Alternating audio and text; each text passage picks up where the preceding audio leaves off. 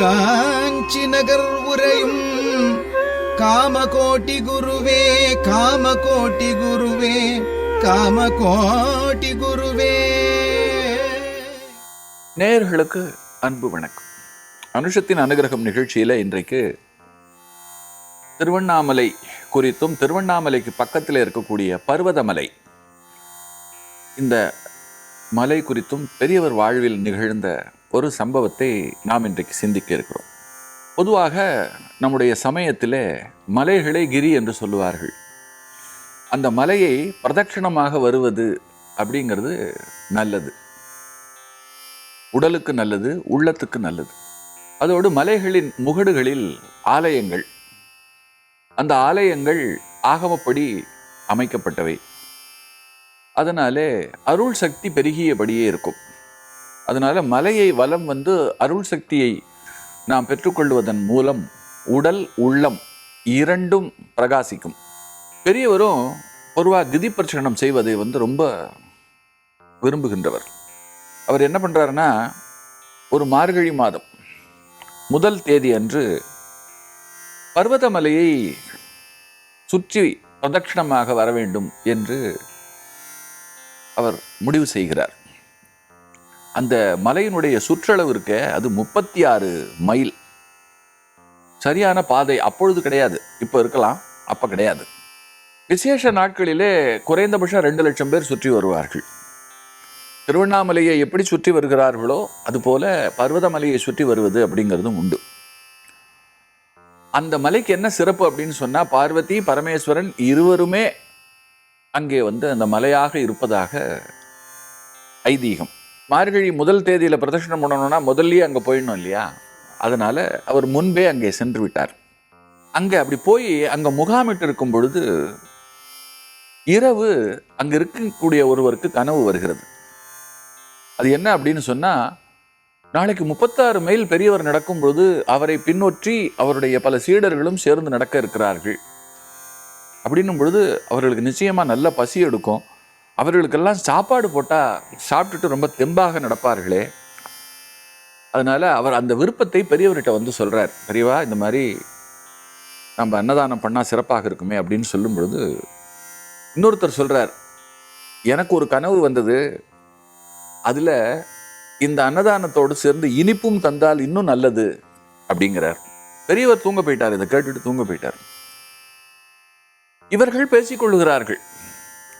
2 லட்சம் பேர் வருவார்கள் முக்கியமான நாட்கள்ல. இன்னைக்கு எவ்வளவு பேர் வருவார்கள் அப்படிங்கிறது தெரியாது.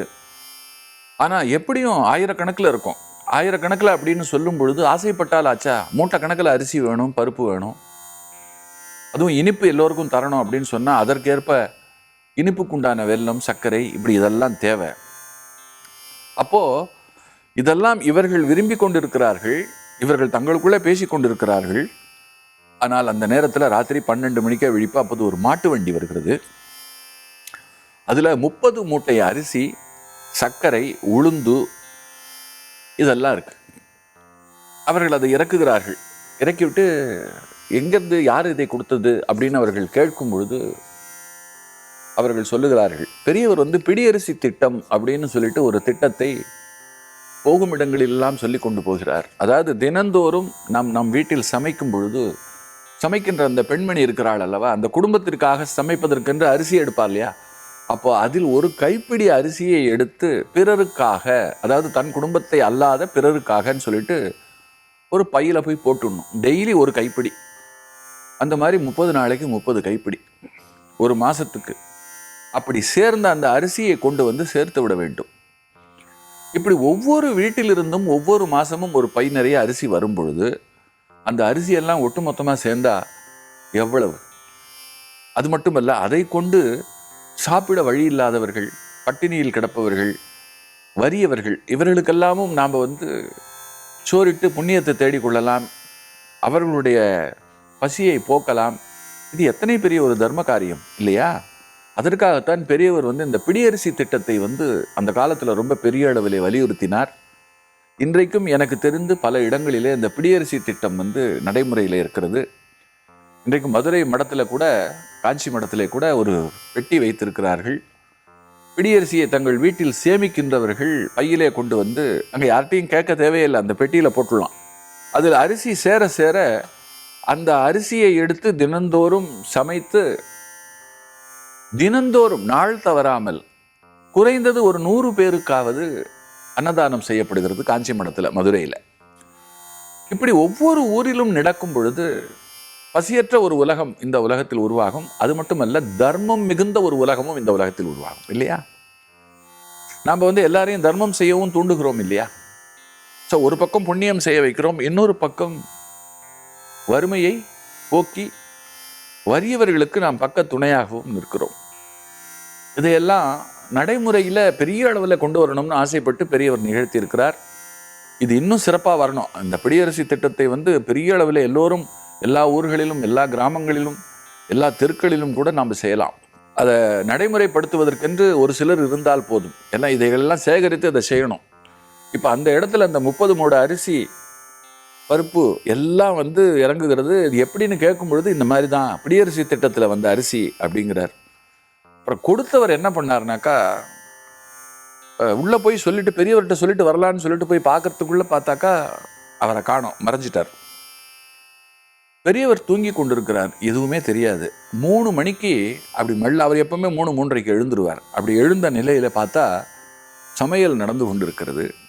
பெரியவர் கேட்குறார், அதெல்லாம் பார்த்துட்டு 30 மூட்டை போதும் தானே அப்படின்னு சொல்லிட்டு பெரியவர் கேட்கும் பொழுது திகைப்பு. ஏன்னா நம்ம இன்னும் இவர்கிட்ட போய் சொல்லவே இல்லை.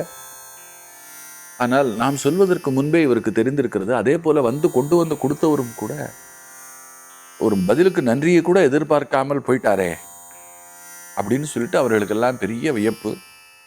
அன்றைக்கு ரொம்ப தடபுடலாக சமையல் நடந்து அந்த பர்வதமலை யாத்திரையிலே கலந்து கொண்ட அத்தனை பேருக்கும் உணவு பரிமாறப்பட்டது.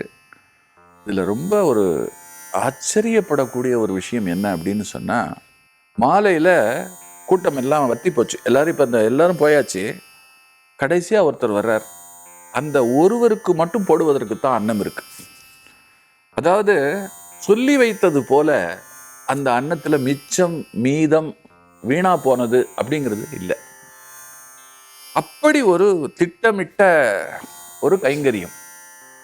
இதையெல்லாம் மனித சக்தியால் நம்ம எவ்வளோதான் திட்டமிட்டாலும் கூட கொஞ்சம் வீணாக போகும், எல்லாம் ஆகும்.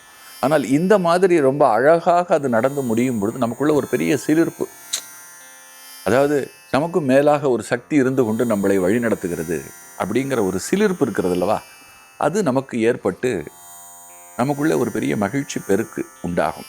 அதே போல் அந்த யாத்திரையை ரொம்ப நல்ல விதமாக பெரியவரும் நடத்தி முடித்தார். அவர் வாழ்ந்த காலத்தில் பல முறை அவர் பர்வதமலைக்கு போய் இந்த யாத்திரையை நிகழ்த்தி இருக்கிறார். திருவண்ணாமலை அவருக்கு ரொம்ப பிடித்த க்ஷேத்திரங்களிலே ஒன்று. திருவண்ணாமலை நூற்றுக்கணக்கான சித்தர்களை தன்வசம் கொண்டிருக்கிறது. மகான்களை அது அள்ளி தந்திருக்கிறது நமக்கு. அது மகான்களால் ஆன ஒரு பூமி. அதனால் அங்கே போவதும் அந்த பிரதட்சணம் செய்வதும் அவருக்கு ரொம்ப பிடித்த விஷயம். எப்பொழுதுமே பிரதட்சணம் அப்படின்னு சொல்லி வரும்பொழுது இடமிருந்து வலமாகத்தான் நாம் வருவோம்.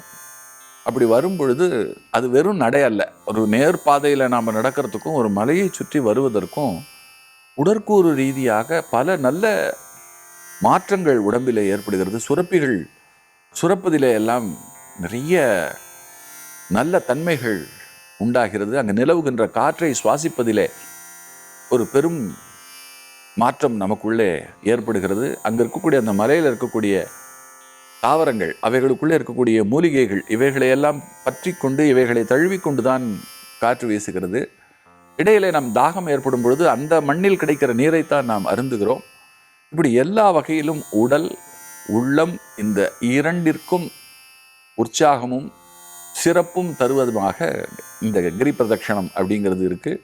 இன்றைக்கு திருவண்ணாமலை கிரி பிரதட்சணம் அப்படிங்கிறது ரொம்ப எங்கேயோ இருக்குது. ஆனால் அன்றைக்கு பெரியவர் போகும்போது தான் இந்த மாதிரி ஒரு பெரிய கூட்டம் போகும்.